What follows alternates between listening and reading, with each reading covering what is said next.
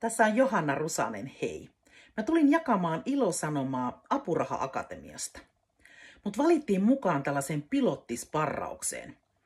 Ja tää tuli kyllä minulle aivan oikeaan aikaan, sillä mulla oli alkanut jo usko mun projektiin hiipua näiden jatkuvien hylsyjen myötä. Mut Apuraha-akatemiassa sainkin henkilökohtaista ja asiantuntevaa sparrausta ja ymmärsin, että vika ei ollutkaan minussa, vaan hakemuksessa. Sparraaja opasti minut näkemään koko projektin rahoittajan silmin. Nämä sessiot oli todella innostavia ja kannustavia. Ja sen lisäksi, että kaikkia osa-alueita mun hakemuksesta parannettiin, niin myös itse työsuunnitelma sai ihan uudenlaista kirkastusta ja potkua. Ja samaten minä kirjoittajana. Musta tuntuu, että mä paranin huomattavasti ja opin tiivistämään asioita.